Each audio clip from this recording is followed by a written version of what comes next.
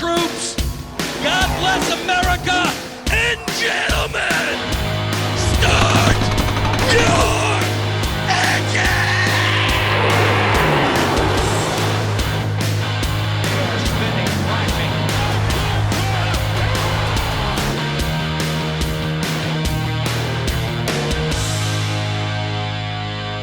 Hell yeah, brother.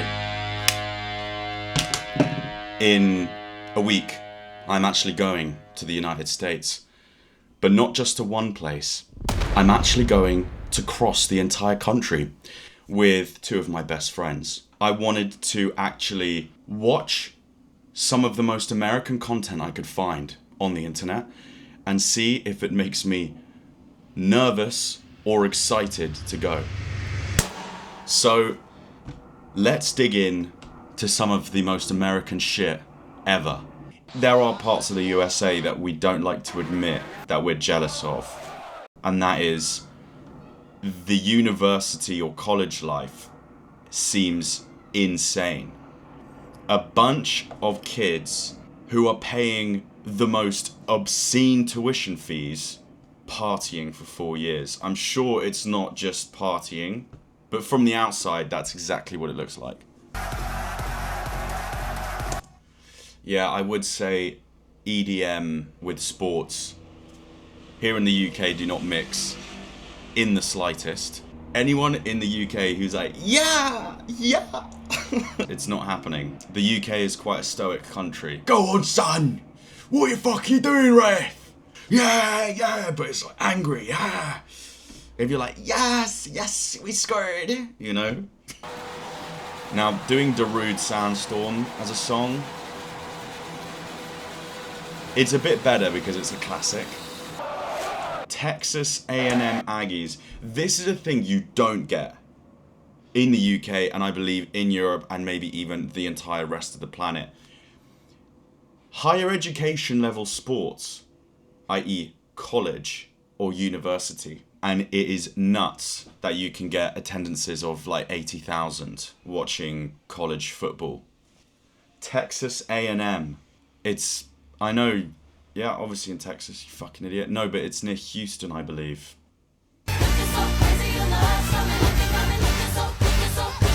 Drop it. Yeah, this sorority shit is crazy. Bama Rush.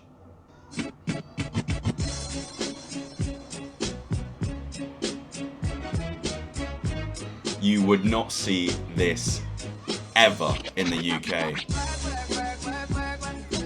I actually think only about 3 girls in the UK actually know how to backflip. And I've seen 2 sorority videos so far and 17 backflips.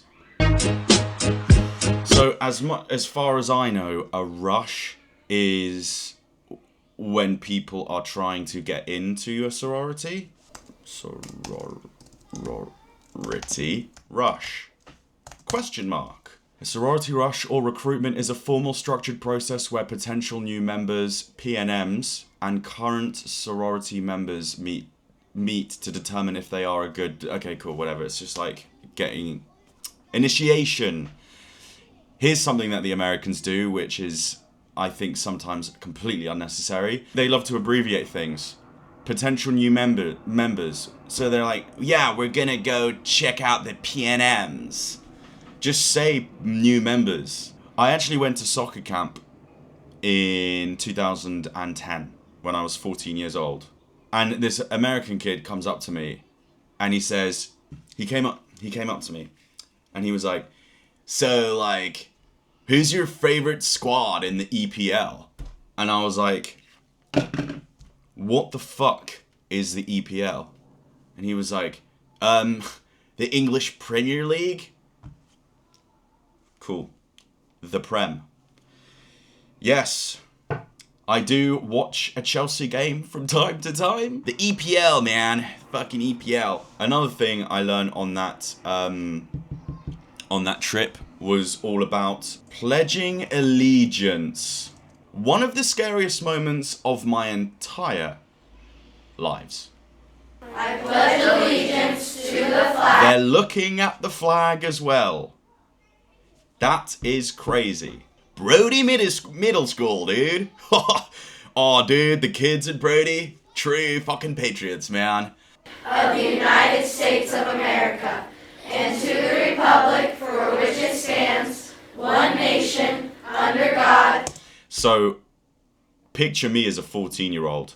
I'll try find a picture of me at this soccer camp, standing round with 200 Americans. One of the camp teacher, whatever, goes, "Okay, kids, it's time to pledge allegiance." And all these American kids are like, "I pledge it," and I'm just like, "What the bloody hell's going on? What the fuck is going on?" When we sing in the UK, we usually go, "Who are ya? Who are ya?" You can tell I'm not a true football hooligan. Indivisible, with liberty and justice for all. It's definitely got elements of cultural enforcement vibe. I don't know how to call it. If anyone tried to make kids in British schools pledge allegiance to the Union Jack, pandemonium. There's a lot of fun things to do in America. One of my personal This is a tailgating video. Holy shit. That is crazy. Here's another thing that I find so funny. Let me type in American cooking video. I swear to God. Because I like a bit of cooking on the side as a hobby. And I watch a decent amount of cooking videos. And I swear to God, there are so many American cooking videos where all they do is add powder. So today we're starting with a chuck roast in an iron skillet. And we're going to add garlic, onion, cayenne, paprika, salt, pepper, powder. And you're just like, where is the food? Where's the food gonna begin? Oh my God. The thing is though, what is so incredible about the American mindset is it's always a can-do attitude. That's one thing that the Americans do so well and why they are, I believe, the world's largest economy. Because it's all yes. There's a famous example from the guy who started Monzo, which is a new bank here in the UK.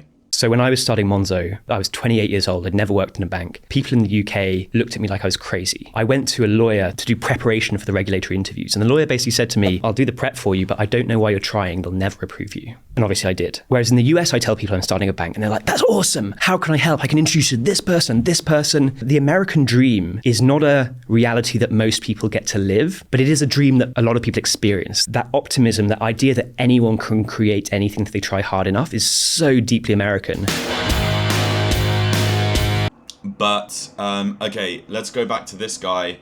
I feel like they probably look at that and go, "It's your God-given right to be covered in ketchup and mustard." That is your God-given right. I don't know how we would react here in the UK/Europe. In certain circles, yeah, mate, fucking go for it. Get covered in sauce. to do in America. One of my personal Oh my God, it's battering him. It's a machine gun of mustard. favorites is tailgating. There's something about the energy There we at go. tailgates that you can't really The fucking meat, so of course it's involved. And watch this. I bet he's gonna add so many powders. find anywhere else. People are Boom, excited for the powder. Raptors. Everyone's Okay, excited one. for the game they're about. But it was a pre-made mix, wasn't it? Kisses BBQ Rib, hot honey. Probably amazing for the taste buds, but very, very negative for your heart. Everyone's excited for the game they're about to watch. Oh, and they're dude, all apple. growing up and He's eating making a great slaw. food. Two more. There we go. Two more powders. Tailgate of Whatever year, the I fuck whipped up that some is. Green apple coleslaw and some pork belly burn ends. The green apple So much. That is egregious amounts of stuff he's added to that. coleslaw And in the craziest quantities as well. tangy and refreshing. Huge vehicles. Chill out on the size. Then again though, me and the boys, for our trip, we're going to rent a Chevrolet Suburban or Tahoe, which they're just large vehicles. It just pairs perfectly with that savory burn end flavor. More powder, more powder. Oh my God. I've just realized this is Chef Cuso. This is the guy who owns the fucking powders. The irony. A quick snack while the burn ends are braising. We get there like 4 hours early and start cooking. But we got a New York strip covered in my Kuso's dirt rub. Beautiful crust. The one word that annoys me the most from the US is the words, it's multiple words, cast iron skillet. I hate that shit so much. It's a fucking pan. It's a fucking pan. So today we're gonna be cooking this rump ass steak in a cast iron skillet. It's the skillet. I don't like that. The food looks good though. Yeah! Yeah! There's the fucking guy again. Way too old. Way too wise to accept that. If he has children, that's difficult for them. Hoorah, hoorah! I will admit, there are parts of American football that look fucking sick. You got the classic thing where the guy catches it one hand, oh, and then he's in the try area, and he throws it down the ground, he's like, oh, and everyone's like, yeah, motherfucker, yeah, let's fucking do this. And it's just the most American thing ever. And for an outsider, does look kind of cool. We're gonna try find some tailgating when we go.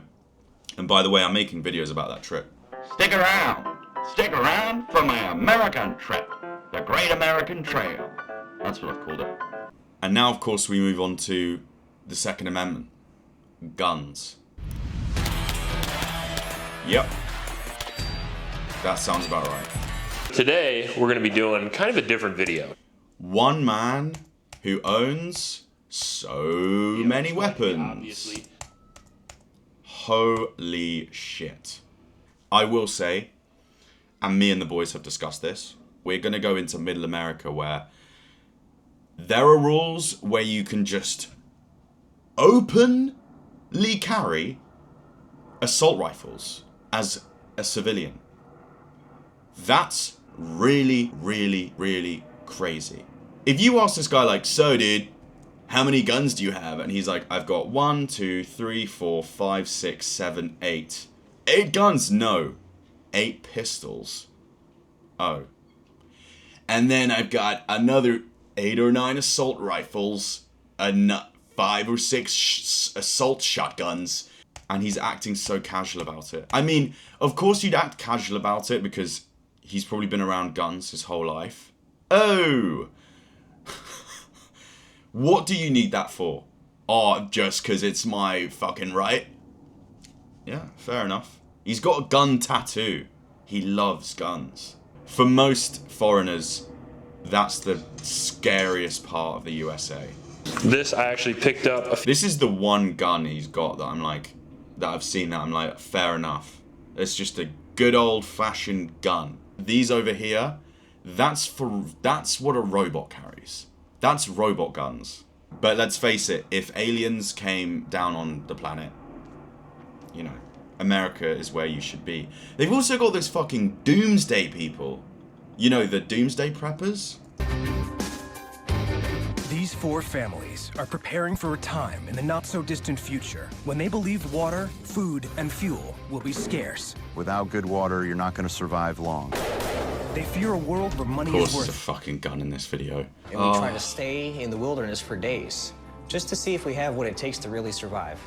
This fucking guy, he's just decided to go, you know what we need? Hey, you know what I'm going to do for my wife and kids? Instead of doing something chill, like going down to the farmer's market on a Sunday, I'm gonna take you guys out to survive in the wilderness. I think if the doomsday happened with my future family, I'd look at them and go, we will be dying. Daddy, what the fuck are you even saying? Shut it, Cornelius. Hold on. Oh, Daddy, what is that? You've never done that. It's a cigarette, Cornelius. And you don't need to know because, yes, in the next minute, your bones are going to be turned into energy. You will go from primary school child to photons in a matter of nanoseconds. And then the thing comes. My doomsday prep actually will just be buying 1 packet of cigarettes and a lighter. and a bottle of tequila. That's probably the best doomsday prep. I'm a fucking genius. That is. The jig is up. Light my cig. Lean back.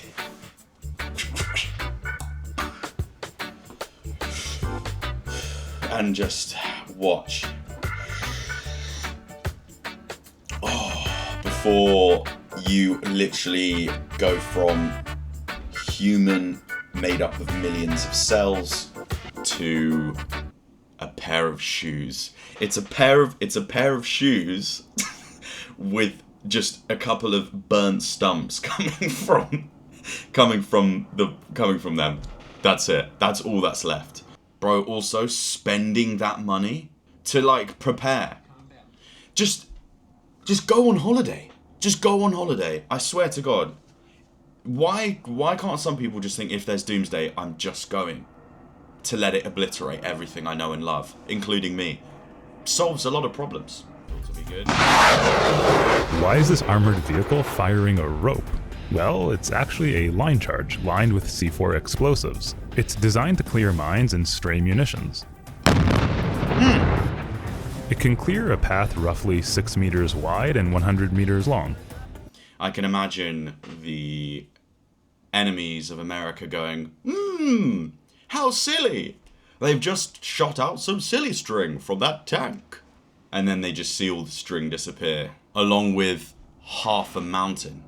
And thinking, right, we've made a mistake. US Air Force commercial, own the sky. The Earth is 70% water.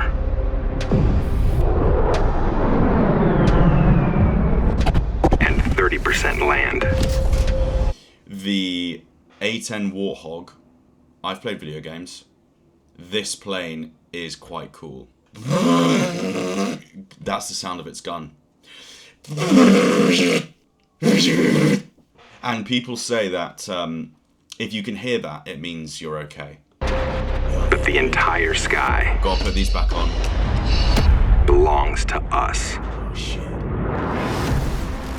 US Air Force, baby. Oh my god, that's a cool aircraft. Oh my god. US versus UK portion sizes. From McDonald's to Domino's, we wanted to find out all the biggest portion size differences between UK and US fast food. This is a US small. This is what a medium drink looks like. This 89% increase. is Nearly a double. US medium. And this is a large. Is a US large. I am so happy that in this video they've put the sizes in milliliters. I think fluid ounces is one of the worst measurement sizes ever. Metric system is the shit. So if you get a large in the US, you get a liter of Coke. And a medium is more, a small is not so far off a pint. So with our McNuggets in the UK, a box of 6, a box of 9, or a share box of 20. I used to actually buy share boxes of 20 just for myself in my early 20s. It's probably why I was overweight back then. Still am a little bit, but obviously not to a horrendous degree. Hopefully. 4, or you can get a 6-piece, Fine. or 10. That's fine. 20 for sharing, or 40. It's a lot of nuggies. A large popcorn chicken, and if you want to go even larger than the large, you can get yourself popcorn chicken box. Something for you and your buddies, I'm sure. The color of the contents of that box is, say it with me, rancid. That is way more close to green than I'm comfortable with. And I know it's not the lighting, because the white of the box looks normal, his skin tone looks normal, but those nuggets are straight up towards green. Oh! Yep. Call it. That's half a kilogram. What of them? I'm expecting the portion sizes to be huge in the US, and I'm looking forward to documenting that on this channel. In the UK, we have 3 drink sizes. Large. And here, is the US large. Oh my god, where the fuck are we? Burger King. 1,120. How many milliliters is I've spent milliliters wrong. 1,136. That is basically just short of 2 pints. Next up for the US is our large, which is a 14-inch diameter. Right, whatever, pizza's a pizza. The next video, this is crazy to say, the next video I'm going to be in Boston. That's where our trip begins. Even though the US is a huge and scary place, I'm actually so excited to go. I feel like a lot of people in Europe have a lot of negative things to say about the USA, and I'm just excited to go and see for myself. And I feel so fortunate. I'm going with 2 of my best friends. We are all English lads, basically, and it's going to be so interesting to make so many comparisons and talk to people. Yeah, we're going to be driving basically the whole country. We're going to be going down south to New Orleans. We're going to be, driving through the state of Mississippi and Louisiana, Texas, New Mexico. So, see you with the boys in Boston.